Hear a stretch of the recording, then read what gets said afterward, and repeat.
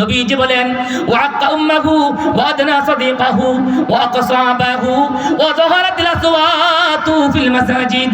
নবীজি বলেন যখন মসজিদের ভিতরে হইচই বেড়ে যায়, শোরগোল হয়, নবীজি বলেন যেই সমাজের ভিতরে মসজিদে শোরগোল হয়, হইচই হয়, ঝগড়া হয়, ওই সমাজের ভিতরে আল্লাহ পাক রব্বুল আলামিন ভূমিকম্প দেয়, ওই সমাজের ভিতরে আল্লাহর রহমত আর থাকে না। মানেন আর না মানেন, বাস্তব সত্য এটাই। এখন মসজিদেই দ্বন্দ্ব বেশি। কমিটি আছে না নাই, মেদ কতদিন এইটা করলো সেটা করলো। দেশের দল পরিবর্তন, মসজিদের কমিটি পরিবর্তন। রাজনীতির প্রেক্ষাপট পরিবর্তন, মসজিদ মাদ্রাসা পরিবর্তন। আছে না নাই? কেন? রাসূল বলেছেন ওয়াযহারাতিল আসওয়াতু ফিল মাসাজিদ, মসজিদ নিয়ে দলাদলি করবে, মসজিদ নিয়ে দলাদলি করবে। এগুলি কিয়ামতের লক্ষণ, এগুলো ভূমিকম্প আসার কারণ। নবীজি সাল্লাল্লাহু আলাইহি ওয়াসাল্লাম বলেছেন গোটা রুয়ে জমিনের উপর থেকে যখন কোনো মানুষ ইন্তেকাল করে তাকে কবরস্থ করা হয়, নবীজি বলেছেন সর্বপ্রথম কবরে মাটি দেওয়ার পর যেই মানুষটা 40 কদম হেঁটে চলে গেল, এখনো পর্যন্ত সবাই কবর পরিপাটি করতেছে, কিন্তু যেই মানুষটা 40 কদম চলে গেল, চলে যাওয়ার সঙ্গে সঙ্গে আল্লাহ পাক রব্বুল আলামিন তার কবরের ভিতরে 2 জন ফেরেশতা পাঠিয়ে দেন। ইয়াতিহি মালাকান, 2 জন ফেরেশতা আছেন। আসওয়াদান, কালো কুসরি 2 জন ফেরেশতা। আরজাকান, নীল চক্ষু বিশিষ্ট 2 জন ফেরেশতা। যারা কানেও শোনে না, যারা নীল চক্ষু বিশিষ্ট ভয়ঙ্কর আকৃতির, ফায়ুজলিসানিহি, মাইয়িতকে কবরের ভিতরে বসাইবে। ফায়াকুলানি লাহু মান রাব্বুকা ওয়া মা দীনুকা ওয়া মান নাবিয়ুকা। ফেরেশতারা সেই মাইয়িতকে বসানোর পর 3টা প্রশ্ন করবে। এই 3 প্রশ্নের মূল খুলাসা হলো, সারমর্ম হলো তুমি ঈমানদার কিনা। কবরের ভিতরে নামাজের হিসাব হবে না, যাকাতের হিসাব হবে না, হজের হিসাব নেওয়া হবে না, মাল ও দৌলতের হিসাব নেওয়া হবে না। কবরের ভিতরে হিসাব হবে ঈমানের হিসাব। যদি লোকটি বলতে পারে রব্বি আল্লাহ, দীনি আল ইসলাম, নবিয়ুনা সাইয়্যিদুনা মুহাম্মাদুন সাল্লাল্লাহু আলাইহি ওয়াসাল্লাম, যদি জবাব দিতে পারে, গায়ের থেকে আওয়াজ আসবে আমার বান্দা সত্য বলেছে, আন সাদাকা আবদি, আন সাদাকা আবদি। ও ফেরেশতারা, আমার এই অপরিচিত বান্দা তোমাদেরকে চিনে না, তোমরাও তাকে চিনো না, কিন্তু তিনি প্রশ্ন করেছ, সঠিক জবাব দিয়েছে। ও ফেরেশতারা, আমি আল্লাহ আমার এই বান্দা বান্দির প্রতি খুশি হয়ে গেলাম। আল্লাহ তাআলা যদি খুশি হয়ে যায়, আল্লাহ পাক রব্বুল আলামিন বলবেন ফেরেশতারা আফরিশুহু মিনাল জান্নাহ, জান্নাতি বিছানা, জান্নাতি পোশাক তাকে পরিধান করে দাও, তার শরীরে জান্নাতি পোশাক পরে দাও। ওয়ালবিসুহু মিনাল জান্নাহ, জান্নাতি বিছানা তার কবরের ভিতরে বিছায়া দাও। ও ফেরেশতারা, মাটির একটা কবর, কোন কবরের ভিতরে খনন করার পর পানি জমে যায়, কিন্তু আপনজনেরা পানি সহ দাফন করে, একবারও বলে না এই পানির ভিতরে দাফন করব না। এটাই দুনিয়া, দুনিয়া এটাই। কেউ আপনার আপন না, সবাই স্বার্থপর।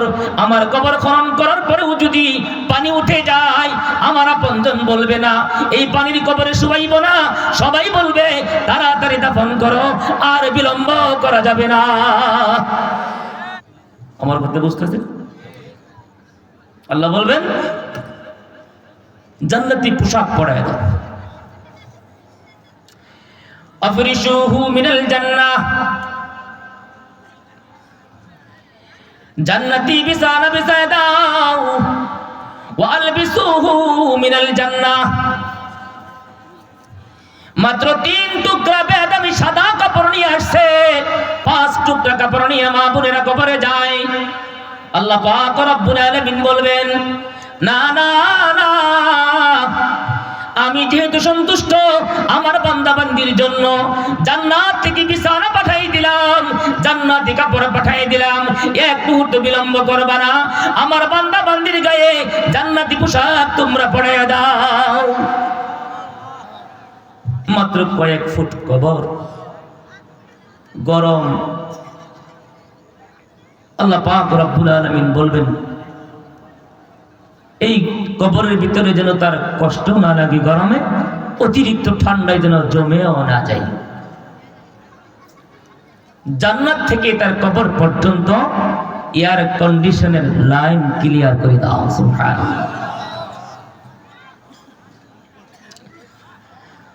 নবীজি সাল্লাল্লাহু আলাইহি ওয়াসাল্লাম বলেছেন,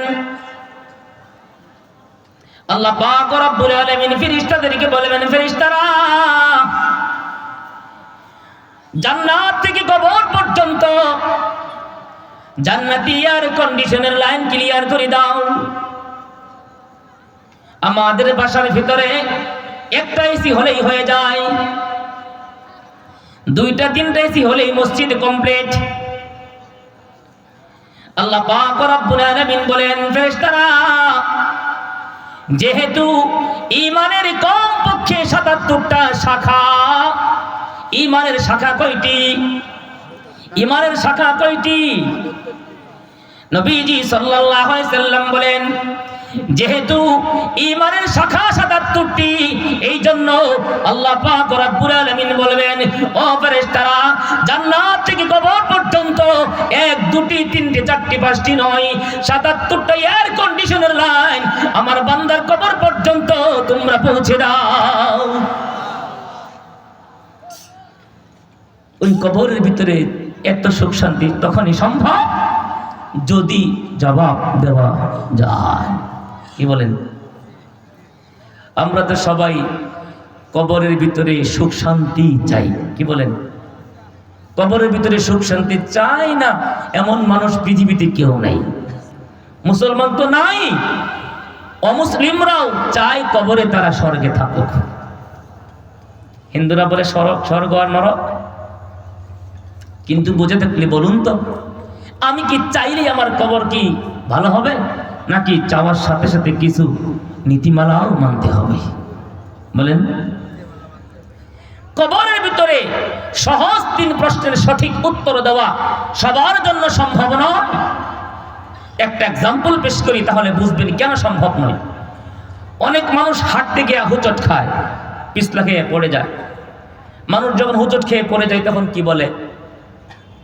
কি বলে? কি বলে? দত্তরি বলে না? অনেক কিছু বলে। অনেক সময় কিন্তু বাজে অশ্লীল কথাও বলে। বলে কি বলে না? কিন্তু কিছু কিছু মানুষ আছে হুচট খাইলে সাথে সাথে বলে ইন্না লিল্লাহ। বলে কি বলে না?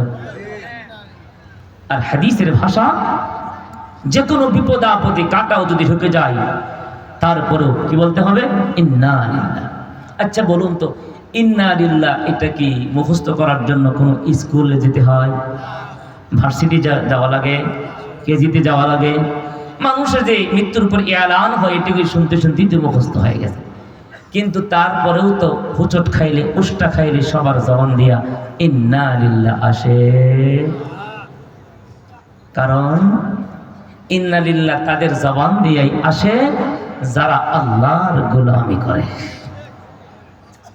বুঝে আসছেনি?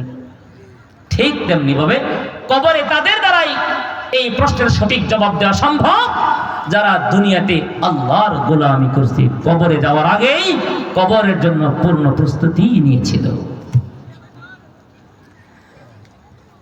আমার আপনার প্রত্যেকের আখিরাত সুন্দর হওয়ার জন্য প্রথম নম্বর শর্ত হলো ঈমান। শিরক মুক্ত ঈমানের আলোচনা হয়েছে। তারপরে সবচেয়ে গুরুত্বপূর্ণ বিষয় হলো ঈমান আছে না নাই এটা বুঝবো কেমনি। আমাদের গ্রামে গঞ্জের চাষটলে মাশাআল্লাহ অনেক মানুষ আছে যারা চাষটলে বসে, টিভির সামনে বসে, বিভিন্ন গোফাটে বসে অনেক লম্বা লম্বা গল্প করে যে নামাজ না পড়লে কি হয়েছে, ঈমান বড় মজবুত। এই জাতীয় মানুষ আপনাদের এই এলাকার একজনও নাই, আছে? হ্যাঁ, আচ্ছা, এই জাতীয় কথা মানুষ তো বলে, কি বলেন? নামাজ না পড়লে কি হয়েছে, ঈমান বড় মজবুত। আসলে কি এগুলি সত্য কথা না মিথ্যা কথা? বলেন, সত্য কথা না মিথ্যা কথা? এটা যে মিথ্যা কথা এটা বোঝার জন্য কি আর পিএইচডি করা লাগবে, সায়েন্স লাগবে, এসএসসি পাস লাগবে? আচ্ছা, যেই মানুষটা নামাজ পড়ে না, বলে ঈমান বড় শক্ত, এই মানুষটা যে ধোঁকাবাজ এটা আমরাও বুঝি, আল্লাহ কি বোঝে না? বলেন, বুঝে না? আমরা বুঝি, কিন্তু মাঝে মাঝে দুই একটা চা যদি তার পক্ষ থেকে খাই, সাথে সাথে আমাদের স্লোগান পরিবর্তন হয়ে যায়, বলি উমুকের চরিত্র ফুলের মতন পবিত্র, অথচ নামাজ নাই, একাত্ত গাঁজা খাই 5 ওয়াক্ত। আছে না নাই? বলেন। قال رسول الله صلى الله تعالى عليه وسلم قال رسول الله صلى الله عليه وسلم الصلاة خير موضوع। নবীজি সাল্লাল্লাহু আলাইহি ওয়াসাল্লাম বলেছেন, ঈমানের পর সবচেয়ে গুরুত্বপূর্ণ ইবাদত হলো নামাজ। ঈমানের পর সবচেয়ে গুরুত্বপূর্ণ ইবাদতের নাম কি? নামাজ। এটা কোন দলের হুকুম, আওয়ামী লীগের না বিএনপির?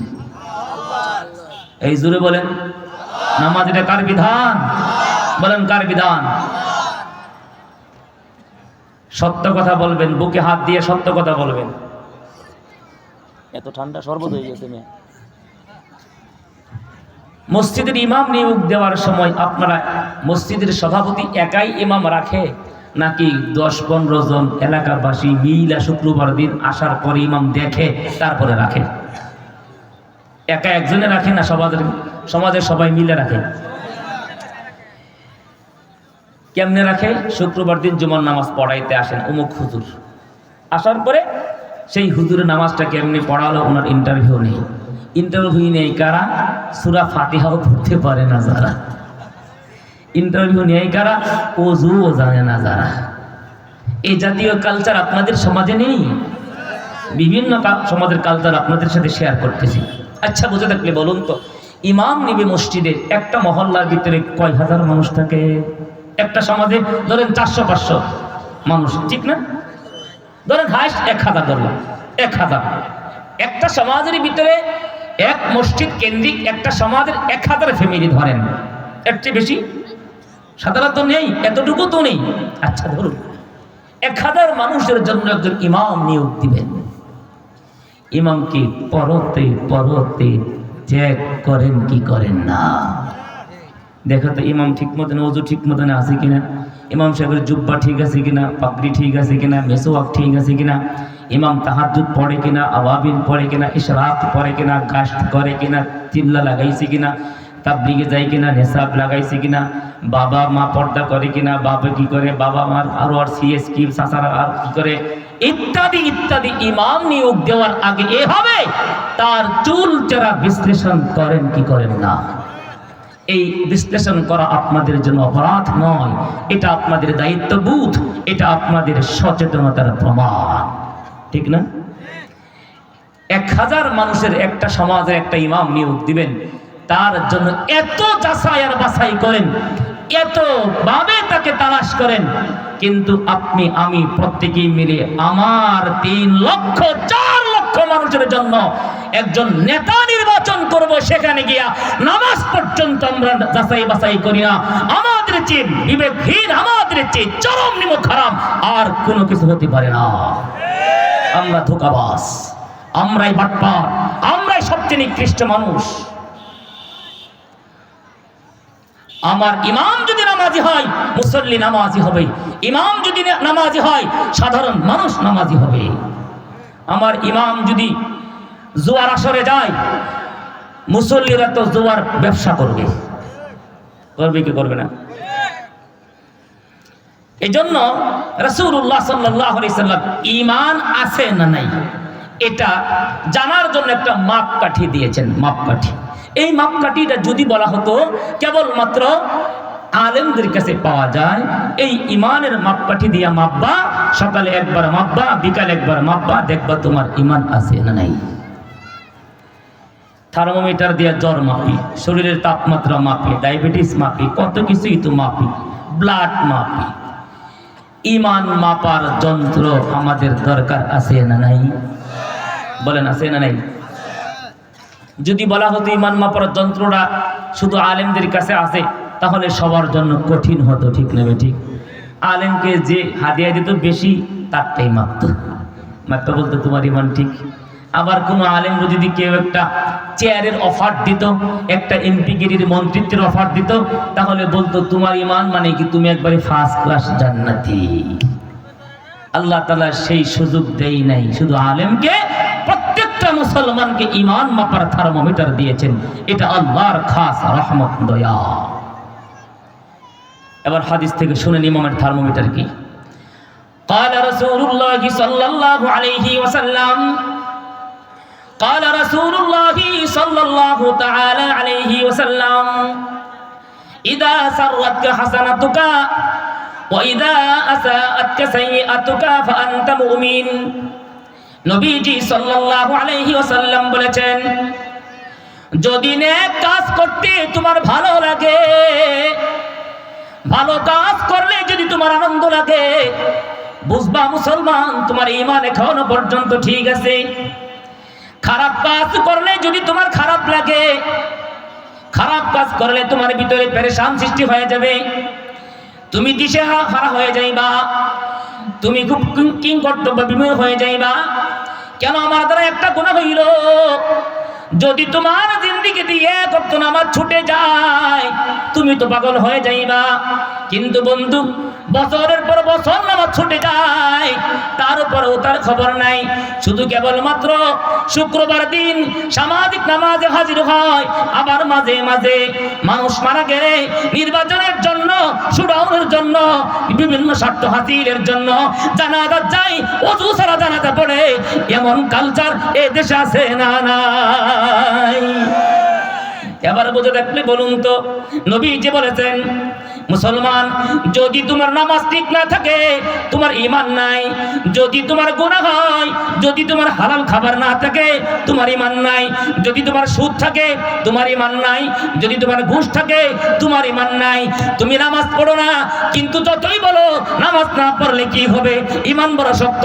নবীজি সাল্লাল্লাহু আলাইহি সাল্লাম বলেন, এটা মস্ত বড় শয়তান, মস্ত বড় দাজ্জাল, মুনাফিক, কোনো সন্দেহ নাই।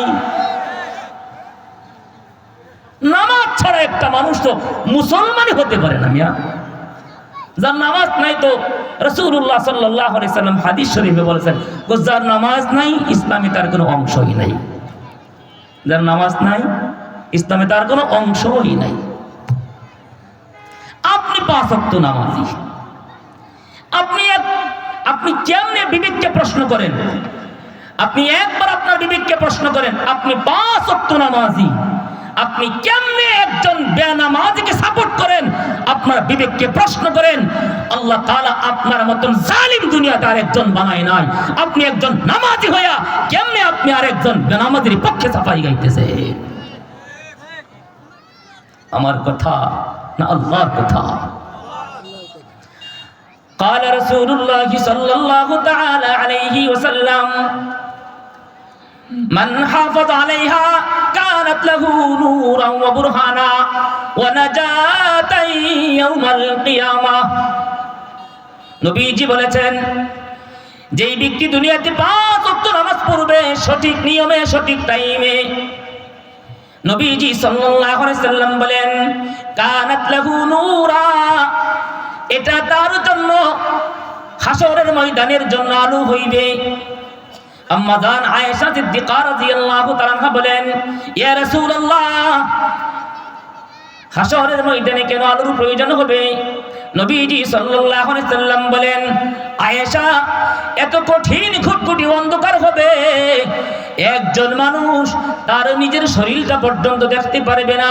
ওই কঠিন মুহূর্তে জান্নাতে যাওয়ার জন্য সবচেয়ে কার্যকরী পদক্ষেপ, সবচেয়ে পাওয়ারফুল অস্ত্র, সেই অস্ত্রের নাম হলো 5 ওয়াক্ত নামাজ।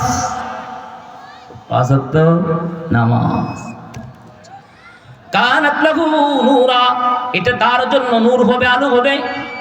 ওয়া বুরহানা, এটা তার জন্য দলিল হবে।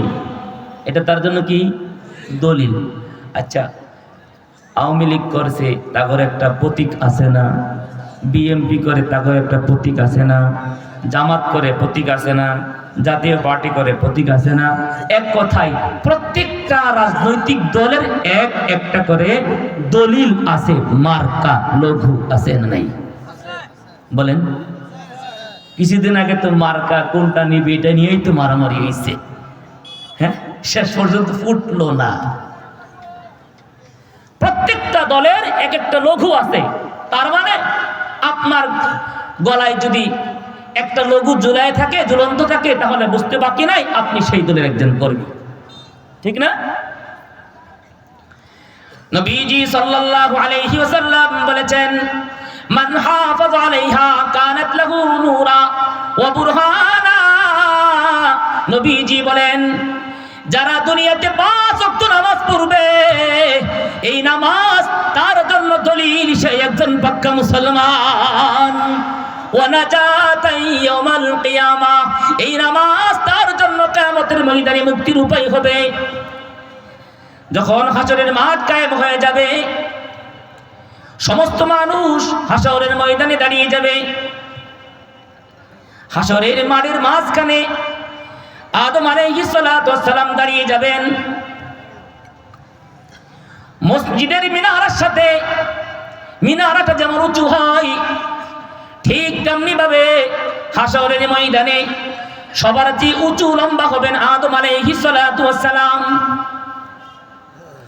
আব্বাজান আদম আলাইহিস সালাতু ওয়াস সালাম হাসরের মাঠের মাঝখানে দাঁড়ায়া গোটা মাঠ তিনি দেখতে পারবেন।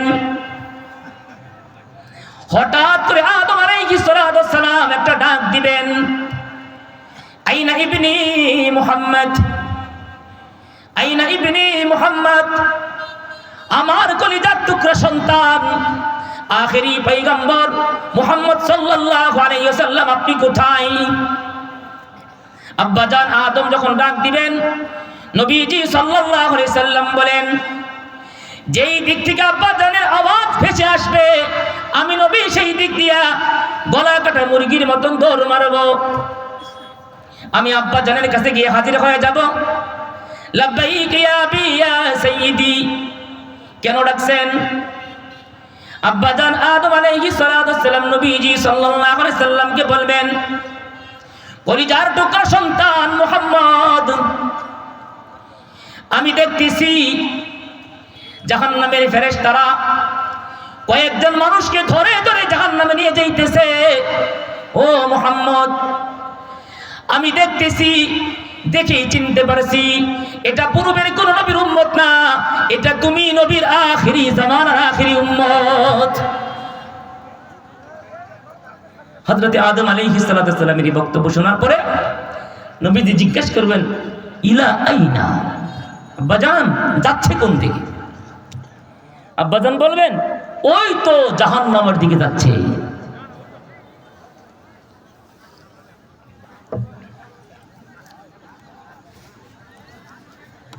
নবীজি সাল্লাল্লাহু আলাইহি সাল্লাম বলবেন, ওই জাহান্নামের দিকে যাচ্ছে। নবীজি সাল্লাল্লাহু আলাইহি সাল্লাম তখন সেই জাহান্নামের ফেরেশতাদের পিছনে পিছনে দৌড়াবেন। ভালো করে শুনেন হাদিসের কথা। নবীজি সাল্লাল্লাহু আলাইহি সাল্লাম তখন ফেরেশতাদেরকে লক্ষ্য করে ডাক দিবেন, ও ফেরেশতার দল, ও মালায়েকার কাফেলারা, তোমরা একটু দাঁড়াও। আমার এই উম্মতকে তোমরা কেন জাহান্নামে নিয়ে যাইতেছো? ভালো করে শুনবেন। নবীজি ডাকতে থাকবে, কিন্তু ফেরেশতারা নবীজির কথার কর্ণপাত করবেন না। কারণ ফেরেশতাদের বৈশিষ্ট্য হলো লা ইয়াসুনাল্লাহা মা আমারাহুম ওয়া ইয়াফআলুনা মা ইউমারুন। তারা আল্লাহর পক্ষ থেকে নির্দেশিত যতক্ষণ পর্যন্ত আল্লাহ হুকুম না করবেন ততক্ষণ পর্যন্ত দাঁড়াবে না। নবীজি সাল্লাল্লাহু আলাইহি সাল্লাম দৌড়াইতে থাকবেন, দৌড়াতে থাকবেন, কিন্তু ফেরেশতারা থামবে না। হঠাৎ করে নবীজি সাল্লাল্লাহু আলাইহি সাল্লাম দাড়ি মুবারক ধরে এমনি আরশে আজিমের দিকে তাকায় একটা ডাক দিবেন, ওগো মালিক, ইয়া রাব্বাল আলামিন, যেই উম্মতের কারণে এত কষ্ট করেছিলাম, আপনি না ওয়াদা করেছিলেন ওয়ালা সাওফা ইউতিকা রাব্বুকা ফাতারদা, আজকে আপনি আমাকে সন্তুষ্ট করবেন। আল্লাহ, আমার উম্মত জাহান্নামে যাইতেছে, আমি সহ্য করতে পারতেছি না। আল্লাহ, আপনি তো ওয়াদা করেছিলেন আমাকে আপনি সন্তুষ্ট করবেন। তখন আল্লাহ পাক রব্বুল আলামিন ফেরেশতাদেরকে বলবেন, ও ফেরেশতারা, থামো থামো, এক চুল সামনে অগ্রসর হবে না, কারণ পিছনে যিনি তোমাদেরকে ডাকতেছেন তিনি দুজাহানের বাদশা মুহাম্মদুর রাসূলুল্লাহ সাল্লাল্লাহু আলাইহি সাল্লাম, নবীজি সাল্লাল্লাহু আলাইহি সাল্লাম। তখন ফেরেশতাদের পর্যন্ত চলে যাবেন। আল্লাহ পাক রব্বুল আলামিন নবীকে সেই পর্যন্ত পৌঁছে দেওয়ার পর নবীজি জিজ্ঞেস করবেন, ও ফেরেশতারা, কেন তুমি তাকে জাহান্নামে নিয়ে যাও? ফেরেশতারা বলবেন, ইয়া রাসূলুল্লাহ, এই লোকটার আমলনামা মিজানের পাল্লায় তুলেছিলাম, নেকির যে গুনার পাল্লাটা ভারী হয়ে গেছে। ইয়া রাসূলুল্লাহ, আল্লাহর পক্ষ থেকে হুকুম হয়েছে তার জন্য ফয়সালা জাহান্নাম। নবীজি সাল্লাল্লাহু আলাইহি সাল্লাম বলবেন, ও ফেরেশতারা, আমার অবুজরে তোমরা ওজন দিয়েছো, আমি নবী সহ্য করতে পারলাম না, আমার সামনে তার আমলনামা আবার মিজানের পাল্লায় উঠাও। নবীজি সাল্লাল্লাহু আলাইহি সাল্লাম যখন নবীজির সামনে যখন 15 বার তার ওজন দেওয়া হবে, সাথে সাথে আল্লাহ পাক রব্বুল আলামিন নবীজির কাছে কুদরতি একটা ছোট্ট একটা কাগজের টুকরা নবীজিকে দিয়ে দিবেন। নবীজি সাল্লাল্লাহু আলাইহি সাল্লাম সেই কাগজের টুকরা ওই নেকির পাল্লায় রেখে দিবেন। রেখে দেওয়ার সঙ্গে সঙ্গে ওই নেকির পাল্লা ভারী হয়ে যাবে, সাথে সাথে জাহান্নামের ফেরেশতারা দৌড়ে পালিয়ে যাবে, জান্নাতি ফেরেশতারা ওই মানুষটাকে জান্নাতে নিয়ে চলে যাবে। এবার বুঝে থাকলে বলুন তো, কোটি কোটি অসংখ্য অগণিত মানুষ, এর ভিতরে আদম আব্বা জান কেমনে চিনলেন এটা আখেরি উম্মত? চিনার কায়দা কি? নবীজি সাল্লাল্লাহু আলাইহি সাল্লাম হাদিসে পাকে বলেছেন, ইন্না উম্মতি ইদআউনা ইয়াওমাল কিয়ামাতি গুররাম মুহাজ্জালিনা মিন আসারিল উযু। একমাত্র আমাদের জন্য আল্লাহ পাক রব্বুল আলামিন একটা মেকআপ দিয়েছেন, মেকআপ, যেই মেকআপ করার জন্য আমাদের মা বোনেরা পার্লারে যায়, হাজার হাজার টাকাও নষ্ট করে। এমনকি এখন তো অনেক যুবকরাও পর্যন্ত মেকআপের পিছনে টাকা পয়সা নষ্ট করে, কি করে না? আল্লাহ পাক রব্বুল আলামিন বলেন, পূর্বিকার কোন নবী রাসূলের উম্মতের জন্য ওই স্পেশাল মেকআপটা দেই নাই, একমাত্র আখেরি জামানার উম্মতের জন্য দিয়েছি। সেই মেকআপের নাম কি? সেই মেকআপের নাম হলো 5 পূর্ণিমার চাঁদের মতন চকচক চকচক করতে থাকবে। আব্বাজান আদম আলাইহিস সালাম ওই নিদর্শন দেখে চিনতে পারবে এটা আখেরি জামানার উম্মত। সুতরাং বন্ধুগণ, কোন ব্যক্তি যদি নিয়মিত 5 ওয়াক্ত নামাজ না পড়ে, ইবাদত হলো নামাজ। যার নামাজ ঠিক তার ঈমান ঠিক, তার কবর ঠিক। যার নামাজ ঠিক নাই, ঈমান ঠিক নাই, কবর ঠিক নাই, তার যাকাত ঠিক নাই, হজ ঠিক নাই, তার চেয়ে বড় মুনাফিক আল্লাহর জমিনে একটাও হতে পারে না। নামাজ সবচেয়ে গুরুত্বপূর্ণ ইবাদত। নামাজ ঠিক, ঈমান ঠিক। আপনি যতই বলেন যে নামাজ না পড়লে কি ঈমান বড় মজবুত, এটা বুঝতে শয়তান, কোনো সন্দেহ নাই। হযরত আলী রাদিয়াল্লাহু তাআলা আনহুর ফতোয়া, বেনামাজি কাফের। আলী রাদিয়াল্লাহু তাআলা আনহুর ফতোয়া, বেনামাজি কাফের। উলামায়ে উম্মত যদিও কাফের ফতোয়া দেয় না, কিন্তু এটা যে কুফরি এতে কোনো সন্দেহ নাই। বুঝে আসছে? নামাজ 5 ওয়াক্ত লাগবে, 5 ওয়াক্ত। 1 ওয়াক্ত মিস হলে কাজা করে নিতে হবে। রাসূলুল্লাহ সাল্লাল্লাহু আলাইহি সাল্লাম হযরত আবু যর গিফারি রাদিয়াল্লাহু তাআলা আনহুকে একদিন সাথে নিয়ে শীতের বেলায় বাহিরে বের হয়েছেন। শীতের বেলায় কিন্তু গাছগাছালির পাতা ঝরে যায়, ঝরতে ঝরতে কোনো কোনো গাছের পাতা একেবারে ঝরে যায়। কিন্তু দেখবেন খেজুর গাছ আর তাল গাছ, নারিকেল গাছ, এই জাতীয় গাছের কোনো পাতা ঝরে না। শীতকালে কিছু গাছের পাতা একেবারে ঝরে যায়, কিছু গাছের পাতা আছে কিছু ঝরে কিছু ঝরে না, কিছু আছে কিছুই ঝরে না। নামাজ অনুরূপ, একই সাথে একই ওয়াক্তে একই ইমামের পিছনে নামাজ পড়তেছে, একজনের নামাজের মাধ্যমে তার আমলনামার গুনাহ ক্লিন পরিষ্কার জান্নাতি, আরেকজনের নামাজ আসমান পর্যন্ত উঠে না। রাসূল বলেছেন তার নামাজ একবারে সিরা পুটলার ভিতরে পেঁচায়া তার নাকে মুখে নিক্ষেপ করা হয়। এগুলি ফাজাইলে আমালে তালিম শুনেন না কেন? নামাজে দাঁড়াইলে যদি ক্ষেতের হিসাব আসে নামাজ নামাজ হবে না। নামাজে দাঁড়াইলে যদি দোকানের হিসাব চলে আসে নামাজ নামাজ হবে না। নামাজে দাঁড়াইলে যদি রাজনীতির হিসাব আসে নামাজ নামাজ হবে না। আন তা'বুদাল্লাহা কাআন্নাকা তারাহ, বুখারীর হাদিস। এভাবে নামাজ পড়ো যেন তুমি তোমার রবকে দেখতেছো। সুবহানাল্লাহ। আরে ভাই, ঈমান আছে না নাই এটার থার্মোমিটার হলো 5 ওয়াক্ত নামাজ। ঈমান ঠিক রাখার জন্য আমরা 5 ওয়াক্ত নামাজ পড়তে পারি না, অথচ আল্লাহ তাআলা আমাদের জন্য ঈমানের এমন কিছু কিছু মডেল আর আদর্শ দুনিয়াতে রেখেছেন। ওগুলি পুরুষ না কিছু মহিলা। দুনিয়াতে সবচেয়ে বড় স্বৈরাচার, খোদাদ্রোহী নাস্তিক ছিল ফেরাউন। ফেরাউন যেমন খোদাদ্রোহী নাস্তিক ছিল, ফেরাউনের স্ত্রী হযরতে আসিয়া বিনতে মুযাহিম রাদিয়াল্লাহু তাআলা আনহা, উনি ছিলেন আল্লাহ পাকের পিয়ারা বান্দি, মাহবুব বান্দি। সুবহানাল্লাহ। মুসনাদে আহমদের রিওয়ায়াত হযরত আব্দুল্লাহ ইবনে আব্বাস রাদিয়াল্লাহু তাআলা থেকে বর্ণিত, তিনি বলেন একদিন নবীজি সাল্লাল্লাহু আলাইহি সাল্লাম সাহাবায়ে কেরামদেরকে সামনে নিয়ে মাটিতে এরকম 4টা দাগ দিছে। কয়টা দাগ?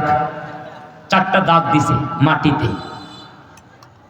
আপনি যদি মাটিতে আঁকা কি করেন, বাচ্চারা জিজ্ঞেস করেন আব্বু কি করতেছেন? সামনে কেউ থাকবে জিজ্ঞেস করবে কি হিসাব করতেছ? হযরত রাসূলুল্লাহ সাল্লাল্লাহু আলাইহি সাল্লাম 4টা দাগ দিয়েছেন, 4টা দাগ রেখা টান দিয়েছেন। সহিহ হাদিস। সাহাবারা তাকায় রয়েছেন, কিন্তু প্রশ্ন করার সাহস নাই। হযরত রাসূল নিজে জিজ্ঞেস করেন আতাদরুনা মা হাদা? সাহাবারা তোমরা কি বলতে পারবা কেন রেখা টান দিলাম? আলু আল্লাহু ওয়া রাসূলুহু আ'লাম। সাহাবারা বললেন ইয়া রাসূলুল্লাহ, আমরা বলতে পারবো না এই 4টি রেখা কেন টান দিয়েছেন, আপনি জানেন, আল্লাহ জানেন। নবীজি বলেন সাহাবারা এই 4টি দাগের মাধ্যমে আমি নবী তোমাদের সামনে 4 জন মহিলার কথা বলতে চাই। সুবহানাল্লাহ। নবীজি বলেন আফযালু নিসাই আহলিল জান্নাতি আরবাতুন। নবীজি সাল্লাল্লাহু আলাইহি সাল্লাম বলেন সাহাবারা জান্নাতি রমণীদের ভিতরে সর্বোৎকৃষ্ট মহিলা হলো 4 জন। জান্নাতি মহিলাদের ভিতরে সর্বোৎকৃষ্ট 4 জন মহিলা। নবীজি বলেন একজন হলো ফাতিমা বিনতু মুহাম্মাদিন সাল্লাল্লাহু আলাইহি ওয়াসাল্লাম। 1 নম্বরে হলো আমার কলিজার টুকরা খাতুনে জান্নাত ফাতিমাতুজ জাহরা রাদিয়াল্লাহু তাআলা আনহা ও খাদিজাতু বিনতু খুয়াইলিদ।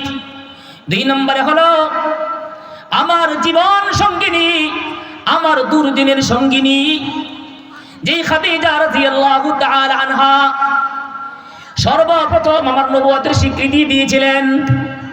নবীজি যখন গারে সওর থেকে আসলেন খুব ভীত সন্ত্রস্ত, নবীজি বললেন জাম্মিলুনি জাম্মিলুনি, খাদিজা আমি ভয় পাচ্ছি, খাশিতু আলা নাফসি কে জানি আমাকে মেরে ফেলতে চাই। খাদিজা, আমাকে তোমরা কম্বল জড়িয়ে দাও, জরাক্রান্ত হয়ে গেছি। নবীজি বলেন, ওই কঠিন মুহূর্তে আমাকে সান্ত্বনা দেওয়ার মতন কেউ ছিল না।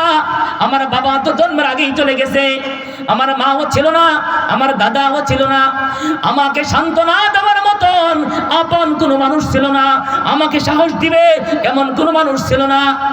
ওই কঠিন মুহূর্তে খাদিজা রাদিয়াল্লাহু তাআলা আনহা আমাকে সাহস দিয়েছিলেন, বলেছিলেন, কাল্লা ওয়াল্লাহি মা ইউখজিকাল্লাহু আবাদা।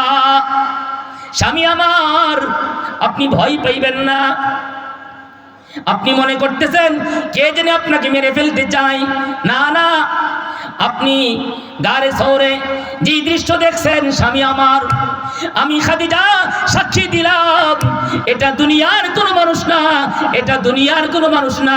গারে ঘরের ভিতরে যেই লোকটা আপনার কাছে এসেছিল, আপনাকে পর পর 3টা চাপ দিয়েছে, ইয়া আমার স্বামী, আপনি মনে করতেছেন আপনাকে মেরে ফেলতে চাই। খাদিজা বলেন, না না, আমি বিবি খাদিজা সর্বপ্রথম স্বীকৃতি দিয়ে দিলাম, এটা দুনিয়ার কোনো মানুষ না, এটা ফেরেশতা।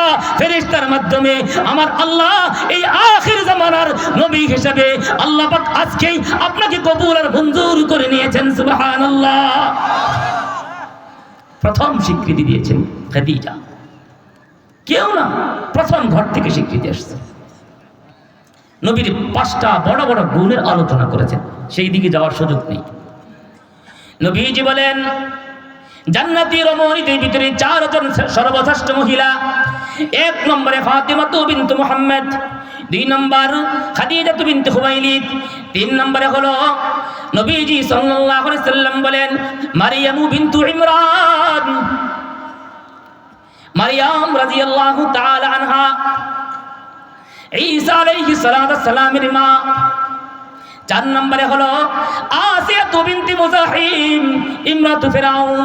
নবীজি বলেন, ও দুনিয়ার উম্মত, ও আমার সাহাবারা, শুনো, ভালো করে শুনো, যেই ফিরাউন ছিল সবচেয়ে নিকৃষ্ট, সবচেয়ে ক্ষুধাদ্রোহী, স্বৈরাচার, জালিম, কিন্তু সেই ফিরাউনের স্ত্রী আসিয়া বিনতে মুযাহিম ইমানদার ছিল, পাক্কা ইমানদার ছিল। ঈমান টিকায় রাখার জন্য ফিরাউনের সামনে দাঁত ভাঙা জবাব দিয়েছে, কিন্তু তারপরেও ঈমান ধ্বংস করে নাই।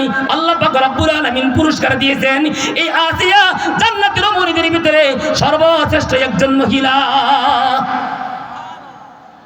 সেই আসিয়া ঈমানের পরীক্ষা কিভাবে দিয়েছেন? ওই রকমের পরীক্ষা কেন, ওই রকমের 1000 কোটি ভাগের 1 ভাগ পরীক্ষাও যদি আমাদের সামনে আসতো, ঈমান নাই, ঈমান নাই। একটু অভাব আসলেই বা একটু মন চাইলেই যা সুদ, ঘুষ ইত্যাদি, লোনের জন্য যায়, এনজিওতে যায়। আচ্ছা বলুন তো, এগুলো সুদ না সুদ না? এগুলো হালাল না হারাম? সুদ যে হারাম এটা কি ওয়াজ করে বুঝার লাগবো? জানেন না? হযরত রাসূলুল্লাহ সাল্লাল্লাহু আলাইহি সাল্লাম বলেন, এই 4 জন মহিলা সর্বোৎকৃষ্ট জান্নাতি রমণী। এই ফেরাউনের ঘরে হযরত আসিয়া বিনতে মুযাহিম রাদিয়াল্লাহু তাআলা আনহা, তিনি কালিমা পড়ে মুসলমান হয়েছেন, কিন্তু ফেরাউন জানে না। সুবহানাল্লাহ। মাঝখান থেকে আপনাদেরকে শুধু আমার পয়েন্ট আপনাদের সামনে আনতেছি, মূল ঘটনা উদ্দেশ্য নয়। মা শ্বেতা এবং তার কলিজার টুকরা কয়েকটা শিশু বাচ্চাদেরকে যখন ফেরাউন ইমানদার হওয়ার অপরাধে টকবক তেলের ভিতরে ফুটাইয়া দুনিয়ার থেকে বিদায় করে দিয়েছে, ওটা মুসনাদে আহমদের লম্বা একটা হাদিসের ভিতরে আসছে, মেরাজের ঘটনায়। ফেরাউন তার স্ত্রীর কাছে আয়েশা বলে, আজকে একটা বড় কাজ করছি। কি কাজ? যে আমার এই রাজ্যের ভিতরে সবাই আমাকে মানে, কিন্তু একটা মাত্র মা শ্বেতা আমার ঘরের কাজের বুয়া ছিল, ও আমারে মানতো না, সে নাকি আলাদা আল্লাহরে বিশ্বাস করে, এই জন্য ওরে সহ ওর সন্তান সহ খতম করে দিয়েছি। বলেন না ইন্না লিল্লাহ। হ্যাঁ, দুনিয়াদার নেতারা বাহিরে কোনো অকারেন্স করলে ঘরে আয়েশা বিবির সামনে খুব বুক ফুলাইয়া বলে, এটা করে আইছে, কারণ নেতা যত বড় নেতাই হোক, হুজুর যত বড় বক্তাই হোক আর ফিরি হোক, ঘরে গেলে এগুলি চলে না।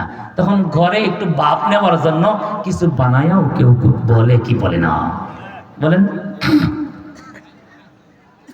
ফেরাউন আয়েশা বলে, আসিয়া আজকে একটা কাজ করছি যে সবাই আমারে মানে একচেটিয়া ক্ষমতা, আমার ক্ষমতার ভিতরে কে জানি ভাগ বসাইতে চাই, দিছি শেষ কইরা একবারে বংশ সহ শেষ। আসিয়া রাদিয়াল্লাহু তাআলা আনহা, ফেরাউন ভাবছিল আসিয়া মনে হয় খুশি হবে। আসিয়া কই, ফেরাউন তুমি যেই অপরাধে মাসে তারে হত্যা করছো, আমিও তো অনেক আগেই গোপনে গোপনে আল্লাহকে বিশ্বাস করছি, তুমি তো আল্লাহ না। বলেন না সুবহানাল্লাহ। খুব সহজ না কঠিন বলেন? এই বক্তব্য দেওয়া সহজ না কঠিন? ফেরাউনের চান্দি গরম, ফেরাউনের চান্দি গরম। কি কয়, বাহিরে আগুন লাগছিল সেটা নিভাইছি, কিন্তু ঘরে আগুন জ্বলছে, নিভাবো কেমনে? ঘরে আগুন জ্বললে তো নিভানো যায় না। ঘর থেকে যদি আগুন জ্বলে, এই আগুন কিন্তু নিভানো যায় না। মনে রাখবেন একটি কথা। ফেরাউন এবার বলল, দেখো আসিয়া, আমার মনে হয় তুমি পাগল হয়ে গেছো। কি বলছে? পাগল।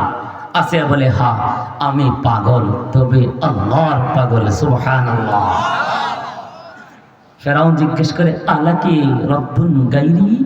এই আসিয়া, কি বলতে চা বলতা বল, আমি ছাড়া কি তোমার আর কোনো রব আছে?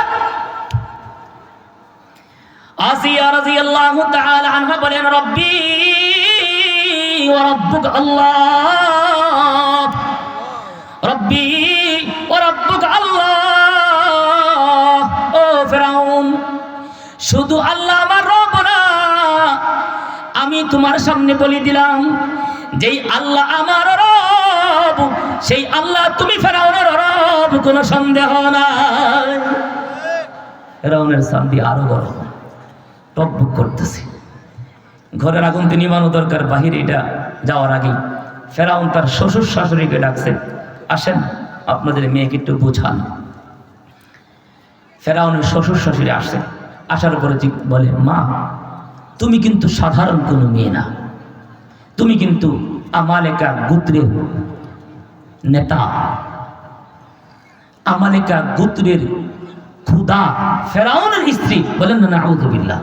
ফার্স্ট লেডি, রাষ্ট্রপতির স্ত্রী, সবাই তোমার স্বামীর রব মানে, সেই খুদার স্ত্রী তুমি, তাহলে তুমি কেন মানো না? আসিয়া বলেন, বাবা মা দুইটা প্রশ্ন, যদি সে খুদা হয় তাহলে আমি এখনো পর্যন্ত কেন নিঃসন্তানী একটা সন্তান কেন আমাকে সে দিতে পারলো না? আল্লাহু আকবার। কি বলছে? কি বলছে? যদি সে আল্লাহ হয় তাহলে একটা সন্তান কেন আমার পেটে দিতে পারে না? সন্তান দেয় কে? আল্লাহ। এই কথার পরে আর কোনো জবাব আছে? তারপরেও নাসুর বান্দা মা বাপ ছাড়ে না, বলে, মানো তোমার স্বামীকে, সুখ শান্তির অভাব নেই। আসিয়া বলে, মা আরেকটা প্রস্তাব, আমি মানতে পারবো যদি ফেরাউনে আমার একটা প্রস্তাব মানতে পারে, আমার আবদার পূরণ করতে পারে। এবার ফেরাউন লড়ে চড়ে বসছে, হ্যাঁ লাইনে আসছে, যে কি আবদার বলো, তোমার কি চাও তাই দিও। আসিয়া রাদিয়াল্লাহু তাআলা আনহা বলেন, ফেরাউন প্রতিদিন আমার রব আমার আল্লাহ পশ্চিম পূব দিক থেকে একটা সূর্য উঠাই, পশ্চিম দিকে নিয়ে যাই।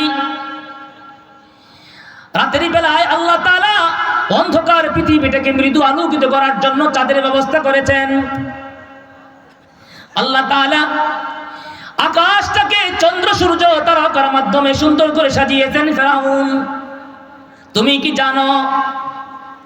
ফেরাউন বলে, হ্যাঁ আমি জানি, আকাশের ভিতরে চন্দ্র সূর্য তারকা রাজি আছে।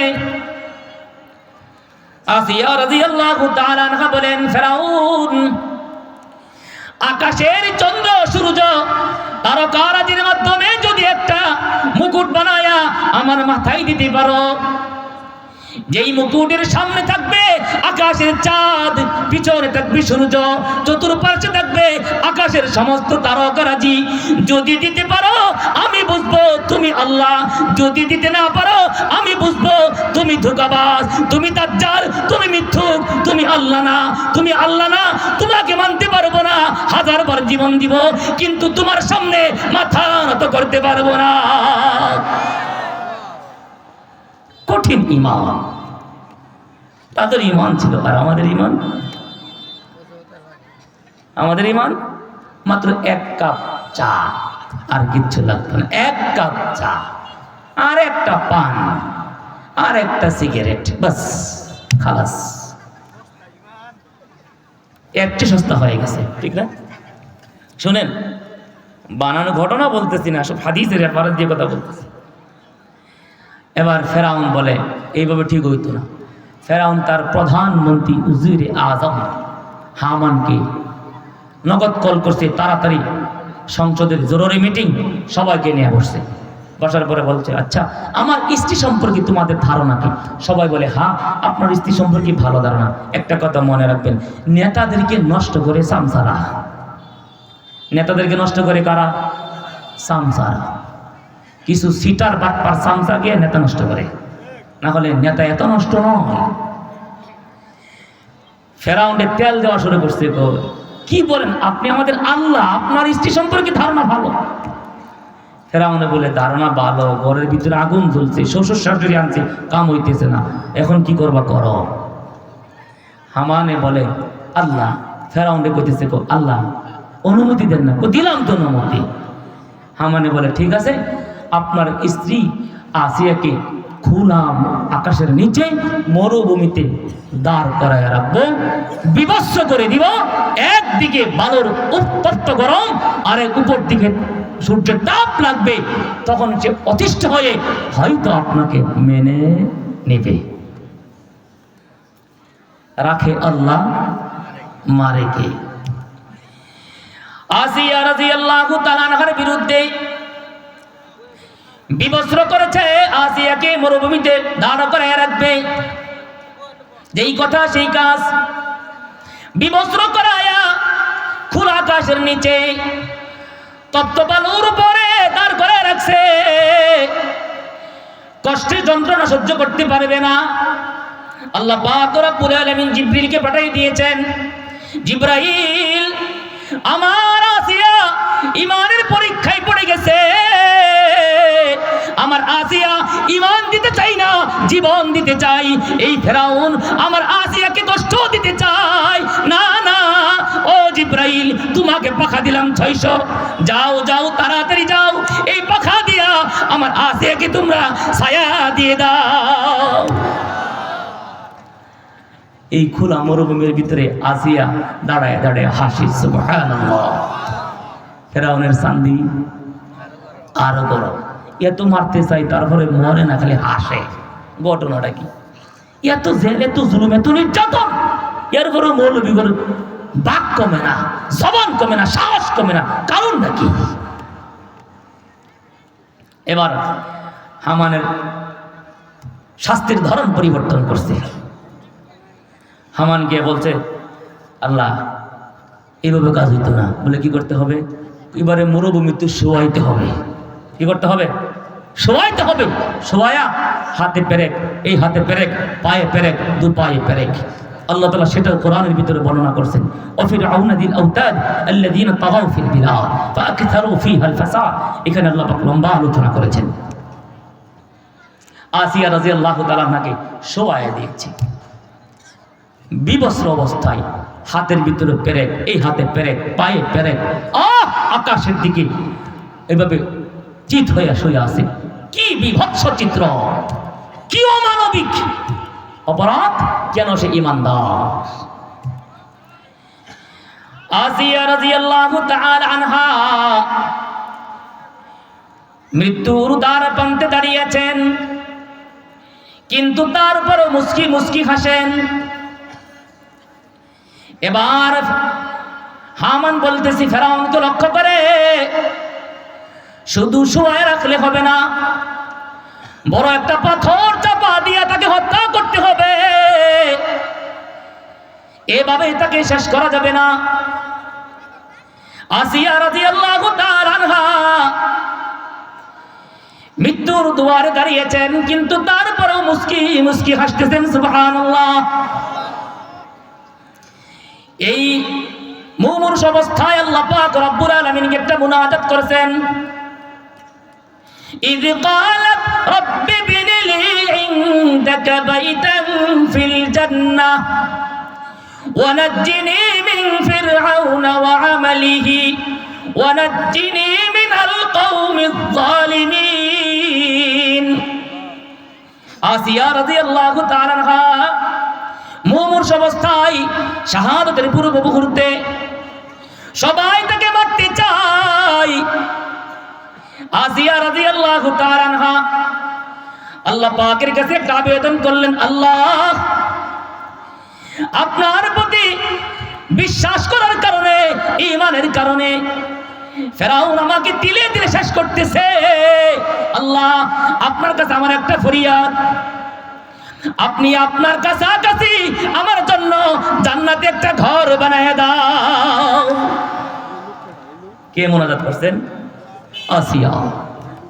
এই মুনাজাত কবুল হবে কি হবে না? এই মুনাজাত করার কিছুক্ষণ পরে হযরতে আসিয়া আরো বেশি বেশি হাসতেছে। সুবহানাল্লাহ।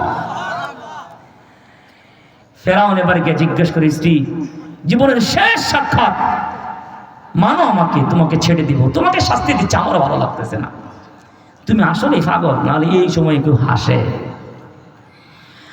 আসিয়া রাদিয়াল্লাহু তাআলা আনহা বলেন, ফেরাউন আমি কি জন্য হাসতেছি তোমরা কেউ জানবা না, কেউ বুঝবা না। আমি যেই মালিকের কাছে মুনাজাত করেছিলাম, মুনাজাত পৌঁছার সঙ্গে সঙ্গে আমার মালিক আমার মুনাজাতটা কবুল করে নিয়েছেন। শুধু কবুল করেছেন তা নয়, আমি যখন মৃত্যুর দ্বারপ্রান্তে দাঁড়িয়েছি, আমার আল্লাহ আমার জন্য জান্নাতের সেই সাজানো বালাখানা আমার সামনে হাজির করে দিয়েছে। ও ফেরাউন, আমি মরুভূমিতে শুয়া শুয়া আমার জান্নাতের বালাখানা দেখতেছি, এই জন্য আমি মুস্কি মুস্কি হাসতেছি। ফেরাউন তুমি মনে করতেছো আমি পাগল? হ্যাঁ আমি পাগল, আল্লাহর পাগল। এই জন্য ঈমান আছে না নাই এটার জন্য পরীক্ষা দেওয়া লাগবে। 1 নম্বর পরীক্ষা হলো 5 ওয়াক্ত নামাজ। 2 নম্বর পরীক্ষা হলো হারাম ছাড়তে হবে। কি ছাড়তে হবে? হারাম ছাড়তে হবে। সবচেয়ে বেশি যে গুনাহগুলি হয় আমাদের, সবচেয়ে বেশি গুনাহ হয় চোখের মাধ্যমে। কিসের মাধ্যমে ভাই? চোখের মাধ্যমে সবচেয়ে বেশি গুনাহ হয়। বড় দুঃখজনক হলো এটাই বাস্তব সত্য। অনেক মানুষ আছে সমাজের ভিতরে আলহামদুলিল্লাহ মাশাআল্লাহ নামাজ 5 ওয়াক্ত পড়ে, ইশরাক আওয়াবিন রাষ্ট্র সব ঠিক আছে, চিল্লাও যায়, হাজি হজও করছে, কিন্তু বড় দুঃখজনক, বড় আফসোসের বিষয়, চোখের এখনো পর্যন্ত হেফাজত করতে পারছে না। ঘরে পর্দা নেই, ঘরে পর্দা নেই। আচ্ছা, মসজিদের ইমাম সাহেব হুজুরের বউ যদি পর্দা না করে, বুকে হাত দিয়ে বলেন তো কেউ ওই ইমামের পিছনে নামাজ পড়ব? আওয়াজ দেন। মসজিদের ইমাম সাহেবের বউয়ে পর্দা করে না, ওই ইমামের পিছনে নামাজ পড়বে এমন একজন মানুষ থাকলে আমাকে দেখান। জানে যে হুজুরের বউ পর্দা করে না, ওর পিছনে কেউ নামাজ পড়ব? হ্যাঁ? তাহলে যে ইমাম নিজে পর্দা করে না, যার বউ পর্দা করে না, পরকীয়ায় লিপ্ত, তিনি আমার ইমাম হতে পারে না, আমার সমাজের ইমাম হতে পারে না, আমার দেশের ইমাম হতে পারে না। এটা কি কোনো রাজনৈতিক বক্তব্য? রাজনৈতিক বক্তব্যগুলি নিঃসন্দেহ নয়। রাসূলুল্লাহ সাল্লাল্লাহু আলাইহি ওয়াসাল্লাম হাদিসের ভিতরে আমাদেরকে সতর্ক করেছেন, যদি মানো তাহলে তোমাদের জন্য কামিয়াব। ভূমিকম্প যে হচ্ছে এখন, ভূমিকম্প এখন কিন্তু ভূমিকম্পের একটা প্রাদুর্ভাব করছে, ঠিক না? এই যে ভূমিকম্প, আল্লাহ পাক এই ভূমিকম্প কেন দেন? আল্লাহকে আমাদের দুশ্মন? আল্লাহকে আমাদের দুশ্মন? আল্লাহ দুশ্মন হলে এখনো পর্যন্ত আল্লাহ বাঁচায় রাখছে। এমনও বহুত মানুষ আছে কিন্তু রং বেরঙের আইটেমের খাবার খাই আইছে, আসছে না? আসছে না? সকালেও খাবে, কালকেও খাবে। আল্লাহ যদি দুশ্মন হতো, নাউযুবিল্লাহ, দুশ্মন বাদ দিলাম, আল্লাহ যদি জমিনের ভিতরে আমাদের সাথে ইনসাফ করতেন, ইনসাফ, তাহলেও আমরা কেউ বাঁচতে পারতাম না। আল্লাহ দুনিয়াতে ইহসান করেন, অনুগ্রহ করেন। ইহসান আর অনুগ্রহ, দয়া করেন বলেই গুনার পরেও এখনো বেঁচে আছি। ইনসাফ করবেন আখিরাতে, ময়দানে মাহশারে। এজন্য আল্লাহ পাক রব্বুল আলামিন বলেন, দুনিয়ার মানুষ, আমি তোমাদের প্রতি দয়া করি, কিন্তু তারপরেও যে মাঝে মাঝে তোমাদের উপর ধাক্কা লাগে, ঘূর্ণিঝড় হয়, এই যে ভূমিকম্প হয়, এই যে তোমাদের পরিবেশ দূষিত হয়ে যায়, জলবায়ু পরিবর্তন, এই যে বায়ু দূষণ, প্রাকৃতিক দুর্যোগ বলে আমরা চালিয়ে দেই, আদৌ এগুলি প্রাকৃতিক দুর্যোগ নয়, এগুলি হলো আমাদের গুনার ফসল। বিজ্ঞান প্রযুক্তি ভূমিকম্প উৎপত্তি স্থল নির্ণয় করে আমাদেরকে জানাতে পারে। কত ডিগ্রি সেলসিয়াস, কত ডিগ্রি হলো এটা আমাদেরকে জানিয়ে দেয়, কখন হলো সেই সময়টা জানিয়ে দেয়। কিন্তু কি কারণে ভূমিকম্প হয় এটা কোন বিজ্ঞানী আজও বলতে পারেনি, কিয়ামত পর্যন্ত পারবে না। ১৫০০ বছর আগে রাসূলুল্লাহ সাল্লাল্লাহু আলাইহি সাল্লাম একটা হাদিসের ভিতরে সেই কারণগুলি বলেছেন। এই সমাজে হলে, দেশে এই হলে, ওই সমাজে ওই দেশের ভিতরে ভূমিকম্প আসে, আর তখন প্রযুক্তি দিয়ে ভূমিকম্প ঠেকানো সম্ভব নয়। বলেন, প্রযুক্তি দিয়ে, বিজ্ঞান দিয়ে কি ভূমিকম্প কেন হয়, এই কেনর জবাব জানা সম্ভব না। রাসূলুল্লাহ সাল্লাল্লাহু আলাইহি সাল্লাম হযরত আবু হুরায়রা রাদিয়াল্লাহু তাআলা আনহু থেকে বর্ণিত একটা হাদিসে বলছেন, عن أبي هريرة رضي الله تعالى عنه قال قال رسول الله صلى الله عليه وسلم إذا فعلت أمتي 15 خصلة حل بها البلاء। নবীজি বলেছেন, আমার উম্মত যখন 15টি কাজ করবে, ওই উম্মতের ভিতরে আল্লাহ পাক রব্বুল আলামিন একের পর এক গজব নাযিল করবেন। নবীজি বলেছেন, একের পর এক গজব নাযিল করবেন। রিহান হামরা, এক নম্বরে হলো বায়ু দূষিত হয়ে যাবে, অক্সিজেন দূষিত হয়ে যাবে। ওয়াজালজালাতান, ভূমিকম্প হবে। ওয়াখাসফান, ভূমিধস হবে। ওমাসখান, চেহারা বিকৃত হয়ে যাবে। ওয়াকাযফান, আকাশ থেকে পাথর বৃষ্টি হবে। মাঝে মাঝে আকাশটা মেঘাচ্ছন্ন হয়, কিন্তু পানির ফুটা পড়ার আগেই জমিনে পাথরের বৃষ্টি পড়ে কি পড়ে না? নবীজি বলেছেন, ওয়াকাযফান, পাথর বৃষ্টি হবে। ওয়া আয়াতিন তাতাবু কানিদামি কাতইন তালাকাহু ফাতাতাবা। নবীজি বলেছেন, একটা তাসবির সুতা ছিঁড়ে গেলে তসবির গোটাগুলি যেমন একের পর এক পড়তে থাকে, ঠিক তেমনি ভাবে আমার উম্মত যখন 15টি কাজ করবে, ওই উম্মতের ভিতরে আল্লাহ পাক রব্বুল আলামিন আসমান থেকে জমিন থেকে বিভিন্ন ভাবে গজব নাযিল করবে। ওই গজব আর দুনিয়ার কোন মানুষ প্রযুক্তি দিয়া, বিজ্ঞান দিয়া আর দমানো সম্ভব হবে না। এক নম্বরে হলো 15টি কাজ নবীজি বলেছেন। তোর মধ্যে কয়েকটি আপনাদের সামনে শেয়ার করি। নবীজি সাল্লাল্লাহু আলাইহি সাল্লাম বলেন, ওয়াআক্কা উম্মাহু ওয়া আদনা সাদিকাহু ওয়া আকসা আবাহু, যখন মানুষ মাতা পিতার নাফরমানি করবে, অবাধ্য হয়ে যাবে, বন্ধু বান্ধবকে কাছে টেনে নিবে, শ্বশুর বাড়ির মানুষ খুব মজা লাগবে, কিন্তু বাবার বাড়ির মানুষ ব্লাডের সম্পর্ক আছে, এগুলিকে তার ভালো লাগবে না। এগুলি সমাজ আছে না নাই? শ্বশুর বাড়ির মানুষ নিয়ে অনেক বড় প্রাসাদে থাকে, কিন্তু পিতা মাতা বৃদ্ধাশ্রমে থাকে, এমন কালচার আছে না নাই? পীরের দরবারে বড় বড় গরু নিয়ে যায়, ছাগল নিয়ে যায়, কিন্তু মা বাবার ঘরে খাবার নাই, সেই মা বাবার ঘরে খাবার পৌঁছে দেওয়া যায় না, এমন সন্তান আছে না নাই? নবীজি বলেন, ওয়াক্কা উম্মাহু ওয়া আদনা সাদিকাহু ওয়া আকসা আবাহু ওয়া যাহারাতিল আসওয়াতু ফিল মাসাজিদ। নবীজি বলেন, যখন মসজিদের ভিতরে হইচই বেড়ে যায়, শোরগোল হয়, নবীজি বলেন যেই সমাজের ভিতরে মসজিদে শোরগোল হয়, হইচই হয়, ঝগড়া হয়, ওই সমাজের ভিতরে আল্লাহ পাক রব্বুল আলামিন ভূমিকম্প দেয়, ওই সমাজের ভিতরে আল্লাহর রহমত আর থাকে না। মানেন আর না মানেন, বাস্তব সত্য এটাই। এখন মসজিদেই দ্বন্দ্ব বেশি। কমিটি আছে না নাই, মেদ কতদিন এইটা করলো সেটা করলো, দেশের দল পরিবর্তন, মসজিদের কমিটি পরিবর্তন, রাজনীতির প্রেক্ষাপট পরিবর্তন, মসজিদ মাদ্রাসা পরিবর্তন, আছে না নাই? কেন? রাসূল বলেছেন ওয়াজহারাতিল আসওয়াতু ফিল মাসাজিদ, মসজিদ নিয়ে দলাদলি করবে, মসজিদ নিয়ে দলাদলি করবে, এগুলি কিয়ামতের লক্ষণ, এগুলো ভূমিকম্প আসার কারণ।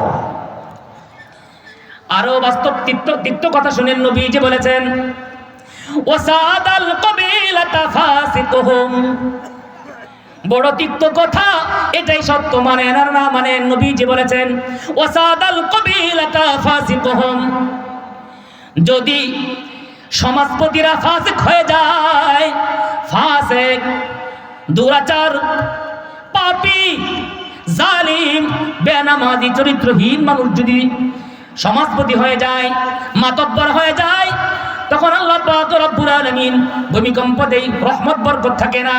আজকে বাংলাদেশের চিত্র তালাশ করে দেখেন, এমন একটা সমাজ পাওয়া যাবে না যেই সমাজের সমাজপতিরা, মাতাব্বরেরা 5 ওয়াক্ত নামাজি, আল্লাহওয়ালা বুজুর্গ, মানুষেরটা খায় না, মানুষেরটা নেয় না, এমন পাক্কা ইমানদার একটা সমাজপতি পাওয়া যাবে না।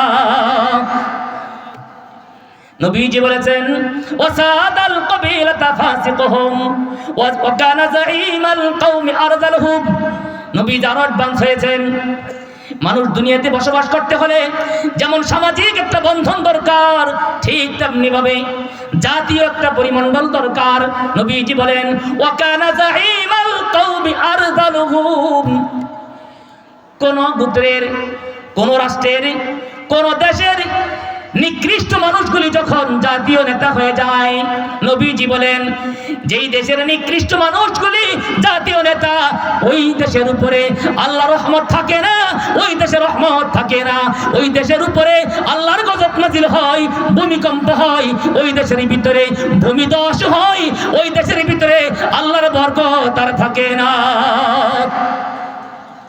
বলেন এবার, সমাজ থেকে শুরু করে একবারে জিরো থেকে শুরু করে একবার হিরো পর্যন্ত, একবারে গ্রামগঞ্জের দরবার থেকে শুরু করে সংসদ পর্যন্ত সবগুলো তালাশ করে দেখেন কোন জায়গায় আপনি একজন নেককার মানুষ পাবেন। বলেন,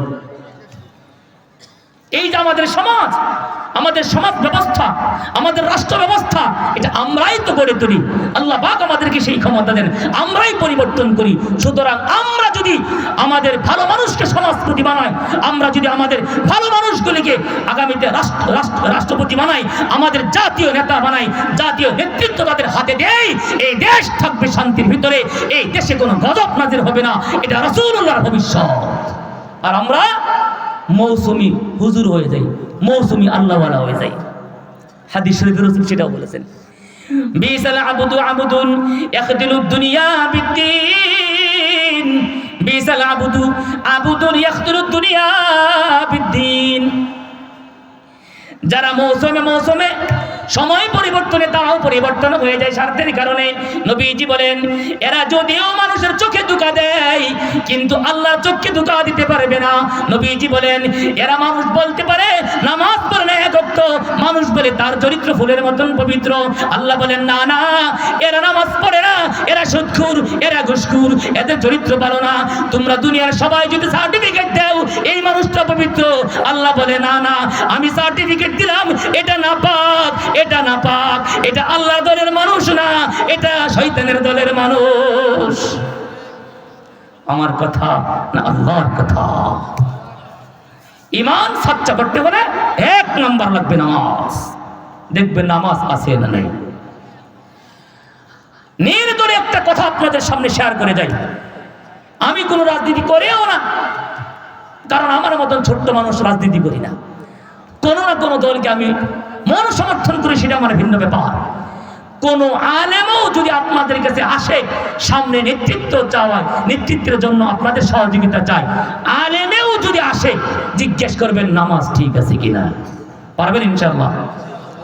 কোন আলেমও যদি আসে আপনাদের সহযোগিতায় চাই, আগে বলবেন নামাজ পড়েন কিনা, বিবি পর্দা করে কিনা, সুদ ঘুষ ছাড়ছেন কিনা, পর্দা করেন কিনা, চরিত্র ইনটেক আছে কিনা।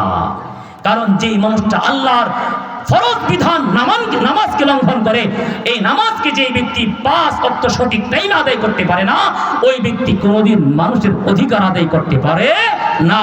যদি তারপরেও বলে পারবে, ধোঁকাবাজ, কোনো সন্দেহ নয়। আল্লাহ পাক রব্বুল আলামিন আমাদেরকে সচ্চা ঈমানদার হওয়ার জন্য 5 ওয়াক্ত নামাজ পড়ার তৌফিক দান করুন, হারাম মুক্ত জীবন গঠন করার তৌফিক দান করুন।